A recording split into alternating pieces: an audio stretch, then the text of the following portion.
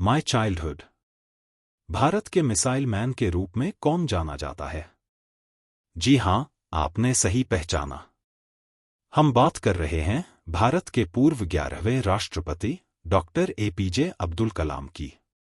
आइए उनके बचपन के बारे में उनके आत्मकथात्मक लेख विंग्स ऑफ फायर में वर्णित कहानी को जानें। डॉक्टर एपीजे अब्दुल कलाम का जन्म तमिलनाडु के रामेश्वरम नामक द्वीप नगर में एक मध्यम वर्गीय तमिल परिवार में हुआ था। उनके पिता जैनुलाब्दीन एक सरल और ईमानदार व्यक्ति थे। उन्होंने अपने बच्चों को हर तरह से भावनात्मक और भौतिक सुरक्षा दी। उनकी माता अशियम्मा बहुत उदार थी। वह हर दिन गरीबों को भोजन कराया करती थी। कलाम ने अपने माता पिता की ईमानदारी, अनुशासन, भलाई और दया को देखा और आत्मसात किया। जब वह 8 साल के थे, दूसरा विश्व युद्ध शुरू हो गया। इस दौरान इमली के बीजों की अचानक मांग बढ़ गई। कलाम ने इमली के बीज इकट्ठा करके दुकानों में बेचकर हर दिन एक आना कमाया। द्वितीय विश्व युद्ध का पहला प्रभाव रामेश्वरम में महसूस हुआ, जब रामेश्वरम रेलवे स्टेशन पर ट्रेनों का ठहराव बंद कर दिया गया। कलाम ने अपने चचेरे भाई शमसुद्दीन की मदद की। शमसुद्दीन रामेश्वरम में अखबार बांटा करते थे।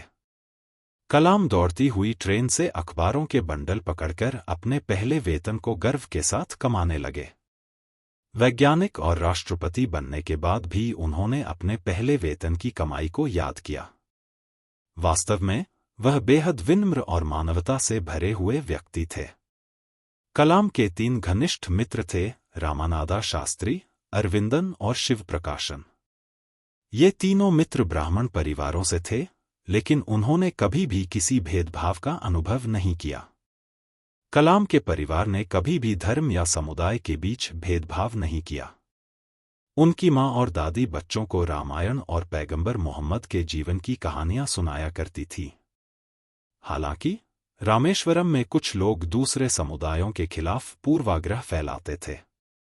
जब कलाम 5वीं कक्षा में थे, तो उन्होंने एक सांप्रदायिक असहिष्णुता का अनुभव किया। उनके शिक्षक ने उन्हें और उनके मित्र रामानादा शास्त्री को अलग अलग बिठा दिया। लेकिन रामानादा शास्त्री के पिता लक्ष्मण शास्त्री, जो रामेश्वरम मंदिर के मुख्य पुजारी थे, ने इस घटना पर शिक्षक को फटकार लगाई। उन्होंने शिक्षक को बच्चों के मन में धार्मिक भेदभाव का जहर न फैलाने की सीख दी। यहां तक कि कलाम के शिक्षक शिवासुब्रमण्यम अय्यर, जो एक रूढ़िवादी ब्राह्मण थे, ने भी समाज में बदलाव लाने का प्रयास किया। उन्होंने कलाम को अपने घर भोजन पर बुलाया।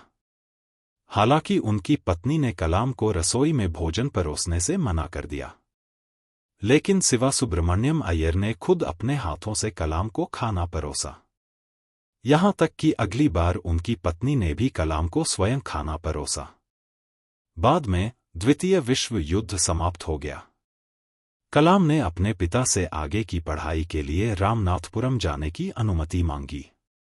उनके पिता सहमत हुए और उनकी मां को समझाया कि हर बच्चे की अपनी अलग पहचान होती है। क्या आपने देखा कि किस तरह उनके परिवार, मित्र और शिक्षकों ने कलाम के बचपन को आकार दिया? उनके जीवन ने हमें शिक्षा के महत्व और सामाजिक पूर्वाग्रहों के खिलाफ खड़े होने का पाठ पढ़ाया। उन्होंने कहा था, विजेता वे नहीं होते जो कभी असफल नहीं होते, बल्कि वे होते हैं जो कभी हार नहीं मानते। अगर आपको हमारी वीडियो पसंद आई हो, तो इसे लाइक करें, अपने दोस्तों के साथ शेयर करें और अपने विचार नीचे कमेंट में ज़रूर लिखें। हमारे चैनल को सब्सक्राइब करें और नई वीडियो की जानकारी के लिए बेल आइकन दबाना न भूलें।